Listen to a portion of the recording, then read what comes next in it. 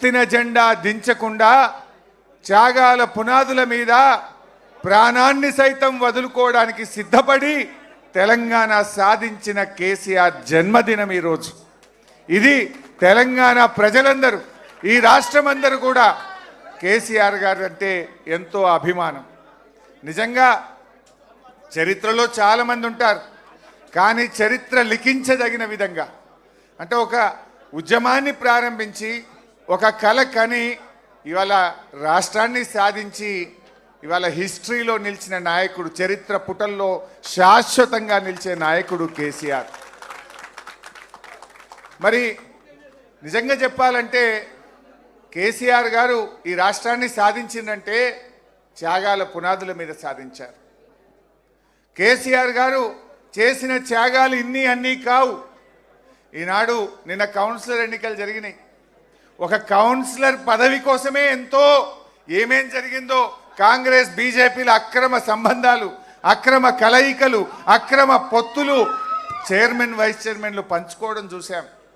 పదవి కోసం ఏ రకంగా ఇలా తమ వైరుధ్యాలు సిద్ధాంతాలు పక్కకు పెట్టి కాంగ్రెస్ బీజేపీలు ఎలా కలిశాయో చూసాం. కానీ అదే కేసీఆర్ గారు పదవులను గడ్డిపోచల్లాగా ఎమ్మెల్యే పదవిని, డిప్యూటీ స్పీకర్ పదవిని, ఎంపీ పదవిని, కేంద్ర మంత్రి పదవిని, ఎన్నో పదవులను గడ్డిపోచల్లాగా త్యాగాలు చేస్తూ తెలంగాణ జాతిని ఏకం చేస్తూ రాష్ట్రాన్ని సాధించిన నాయకుడు కేసీఆర్. నిజంగా ఆ త్యాగాలే లేకపోతే, ఆ ధైర్యమే లేకపోతే ఇవాళ తెలంగాణ వచ్చిన ఎన్ని త్యాగాలు, ఎంతో. అసలు నిజంగా నాకు తెలిసి చరిత్రలో కేసీఆర్ తిన్నన్ని తిట్లు, ఆయనకు పెట్టినన్ని శాపనార్థాలు, ఆయన మీద జరిగిన దుష్ప్రచారాలు బహుశా ఏ నాయకుడి మీద జరిగి ఉండవు. రకరకాల కుట్రలు, ఒక రకమైన కుట్రలు కాదు.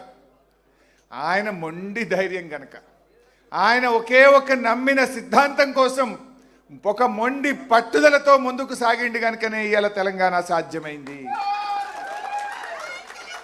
ఎక్కడ ఆయన మీద వచ్చిన అభాండాలు, దుష్ప్రచారాలు, ఆయన మీద జరిగిన కుట్రలు, ఎక్కడ అధైర్యపడ్డా, ధైర్యం సన్నగిల్లినా, ఎక్కడ వెనకడుగు వేసినా ఇవాళ తెలంగాణ రాష్ట్రంలో మనం ఉండేవాళ్ళమే కాదు.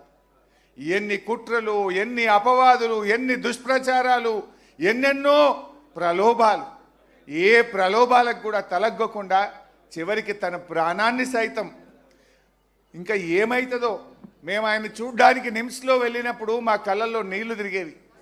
డాక్టర్లు మమ్మల్ని పిలిచి ఏమన్నా జరిగితే మమ్మల్ని తప్పు పట్టుకోవద్దు, ఆయన చివరి దశలో ఉన్నాడు, మీరు ఆయనని కన్విన్స్ చేసుకోండి అని డాక్టర్లు కుటుంబ సభ్యుల్ని పిలిచి చెప్తే మా కళ్ళల్లో నీళ్లు తిరుగుతున్నాయి.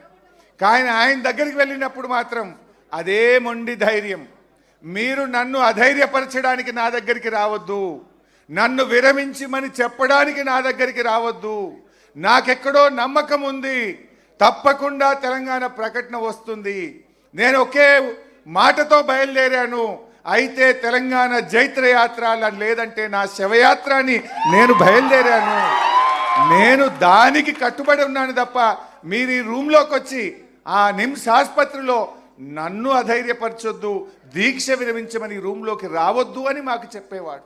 అదే ఆయన మొండి ధైర్యం, అదే పట్టుదల ఇవాళ తెలంగాణ రాష్ట్రాన్ని తెచ్చిపెట్టింది.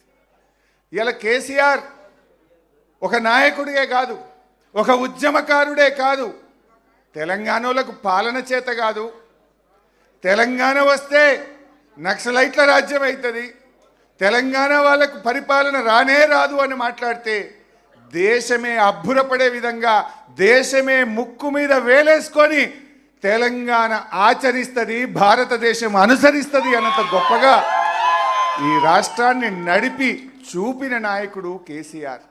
కేసీఆర్ ఒక ఉద్యమకారుడు, కేసీఆర్ ఒక చరిత్రకారుడు, కేసీఆర్ ఒక పాలనా దక్షుడు అని ఇలా చరిత్ర పుటల్లో నిలబడ్డారు.